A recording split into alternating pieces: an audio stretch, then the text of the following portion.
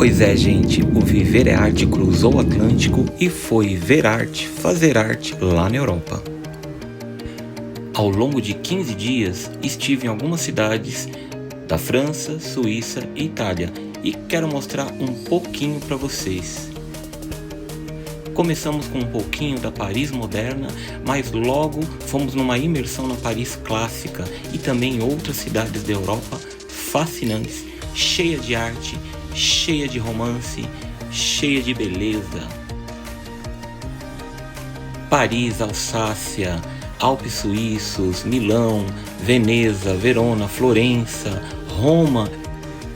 São cidades que deixaram um grande legado para a história e para a arte, com certeza. E eu vou começar aqui nesse vídeo mostrando um pouquinho do que encontrei de arte em Paris. Bora lá? Viver é arte.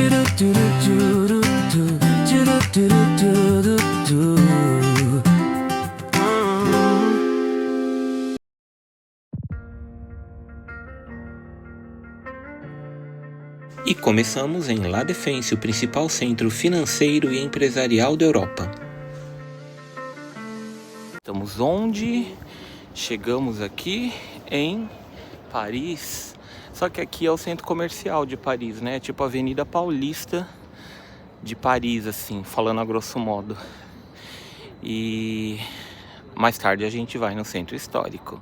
É o maior distrito comercial planejado da Europa, com 72 edifícios de vidro e aço, abrigando sedes de grandes empresas. Lá está o Grand Arche, o Grande Arco. Inaugurado em 1989, este monumento de 110 metros de altura serve como um marco visual e está alinhado ao Arco do Triunfo, no eixo histórico de Paris.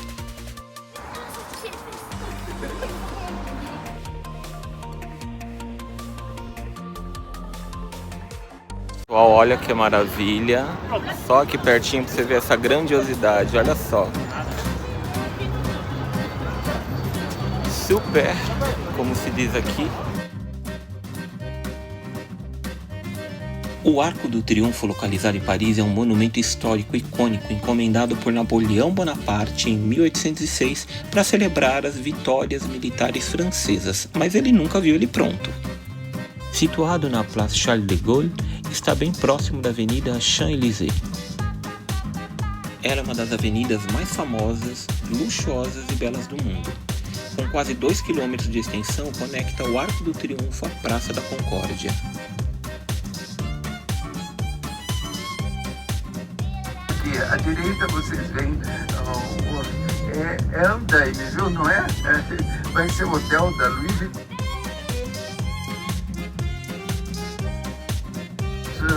Toda a grife que se preza tem que dar pelo menos uma loja que... Nela vemos muitas lojas de grifes famosas e já começamos a ver ela aparecendo, a torre. Passamos pelo Petit Palais e pelo Obelisco de Luxor, até chegar à Place du Trocadéro, onde podemos ver já ela, a Torre Eiffel. Gente, a coisa mais linda do mundo, não tem explicação para essa emoção. Olha lá ela. A Torre Eiffel é um ícone mundial e principal símbolo de Paris, construída por Gustave Eiffel como o arco de entrada da Exposição Universal de 1889, celebrando o centenário da Revolução Francesa. De hora em hora, a torre ela pisca.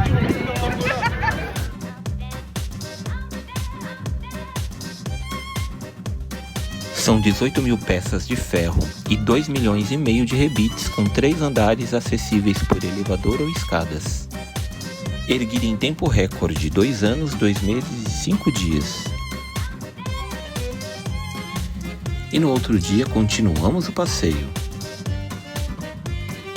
Cobriu as obras de um grande hotel que vai ser aberto para não estragar a vista do Champs-Élysées. Em vários lugares de Paris podemos apreciar a beleza dessa torre.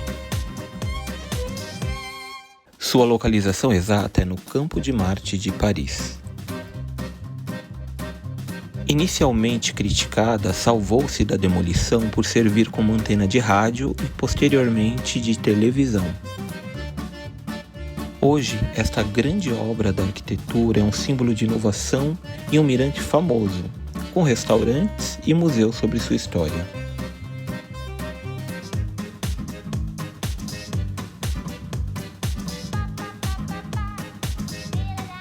Gente, aqui é o Palácio dos Inválidos, onde a gente deu uma parada para tirar uma foto. É o lugar onde está enterrado Napoleão Bonaparte. O Hôtel des Invalides é um monumental complexo do século XVII construído por Luís XIV para abrigar soldados feridos ou veteranos. Hoje abriga o Musée de l'Armée, Museu do Exército, e um imponente túmulo de Napoleão Bonaparte. E agora dá licença que é minha hora de biscoitar e pousar para foto, porque afinal, recordar é viver, né?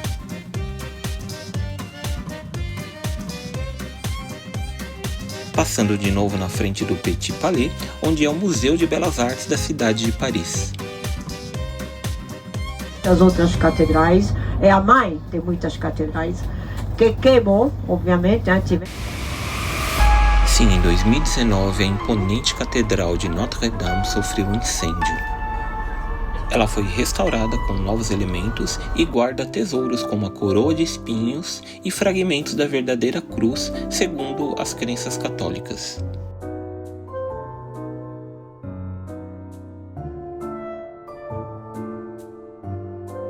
Chegando a outro local, nós vemos o Arco do Triunfo do Carrossel, situado na Place do Carrossel, entre o museu e o Jardim das Tulherias. Ele foi construído no início do século XIX para celebrar as vitórias militares de Napoleão. Estamos sim no Museu do Louvre, o maior museu de arte do mundo e um monumento histórico central em Paris, França, situado no Palácio do Louvre, às margens do rio Sena. Tirando mais umas fotos para espantar o sono e sim, procurando a melhor pose, né? Esse museu, inaugurado em 1793, abriga mais de 35 mil obras, incluindo a Mona Lisa e a Vênus de Milo. Ainda não está no fim, mas aproveita para dar aquela curtidinha e seguir o canal. E aqui nós estamos mais pertinho dela, a Catedral de Notre-Dame. Construída entre 1163 e 1345 na Ile de la Cité, que inclusive é o local que deu origem a Paris, ela é dedicada à Virgem Maria e é um ícone da arquitetura francesa e cenário também do romance de Victor Hugo.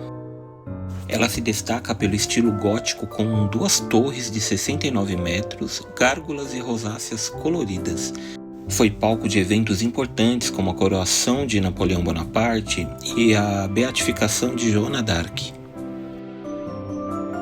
Depois da restauração, no seu interior apresenta-se uma imponente arquitetura gótica com pé direito alto, colunas, abóbadas e vitrais coloridos, incluindo as famosas rosáceas. Destacam-se o novo altar de bronze, a relíquia da coroa de espinhos, o grande órgão e a estátua da Pietà, também novas mobiliárias. Notre-Dame foi construída entre 1163 e 1345, aproximadamente 180 a 200 anos, sendo um marco do estilo gótico francês. Iniciada pelo bispo Maurice de Sully e do rei Luís VII, utilizou técnicas inovadoras como arcos botantes e rosáceas para sustentar abóbadas altas e paredes com vitrais, com uma estrutura de telhado de carvalho conhecida como a floresta. A arquitetura gótica permitiu altura e luz, com destaques para as rosáceas, gárgulas e abóbadas de nervuras. Abriga um vasto tesouro artístico, incluindo esculturas medievais de apóstolos, gárgulas icônicas, pinturas do século XVII e vitrais do século XIII. A agulha da Catedral de Notre-Dame, conhecida como flecha, É uma estrutura cônica de madeira coberta de chumbo que coroa o telhado do templo, erguendo-se a 96 metros de altura. Projetada em 1857, ela desabou no incêndio de 2019 e foi fielmente reconstruída. Mudando de assunto, você já viu esta livraria em alguma série famosa? Passear pelas imediações da catedral é como viajar pela história das origens de Paris. Lá encontramos a igreja de Saint-Séverin.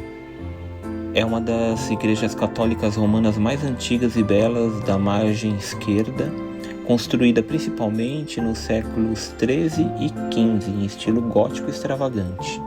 É conhecida por seus vitrais vibrantes, colunas helicoidais e por ter servido aos estudantes da Universidade de Paris.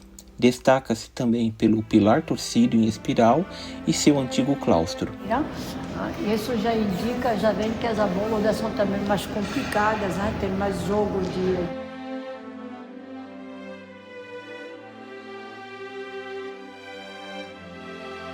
A antiga parede próxima à igreja, no Quartier Latin de Paris, refere-se aos vestígios da muralha da antiga cidade romana de Lutécia, que foi o nome romano antigo de Paris, uma pequena cidade galo-romana habitada inicialmente pela tribo celta dos Parisi, que deram origem ao nome da cidade.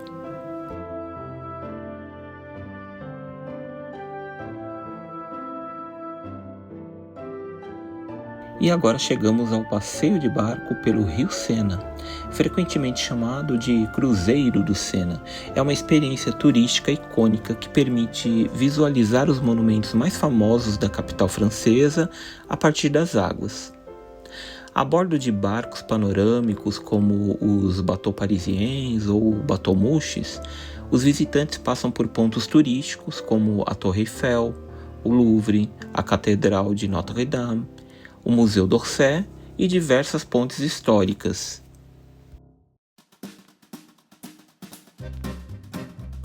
Nem preciso falar que nesse dia foi um dos maiores frios da minha vida.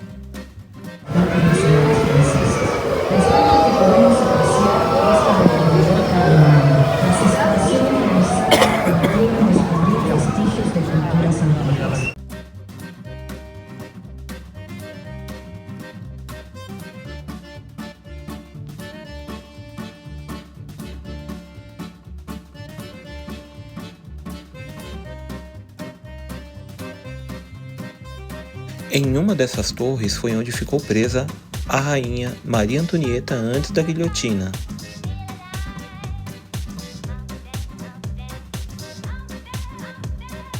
Dizem que neste passeio pelas águas do Sena é onde se vê uma das melhores vistas da Torre Eiffel. E realmente a gente percebe isso. Conforme vai se aproximando da torre, a sua visão vai ficando cada vez mais bonita.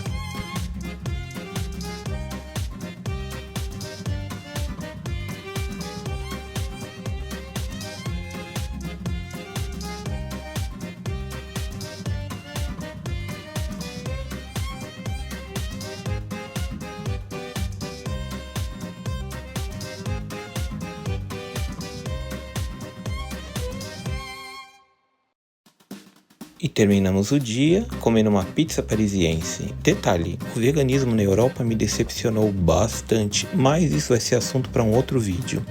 E as pizzas aqui, essas enormes, são individuais e nem adianta pedir para dividir, que aqui é falta de educação. E para terminar, uma voltinha na Champs-Élysées com suas famosas árvores decoradas em formato de taças, que fazem parte da Paris Iluminada. E por que não uma paradinha no Crazy Horse, antigo cabaré aqui de Paris. E claro, paradinha para uma pose daquelas fotos que só eu acho graça, mas que fazem parte de toda a viagem, né? Me sentindo a Mindy de Emily em Paris. E antes de sair de Paris ainda teremos vídeo em Versalhes e Montmartre.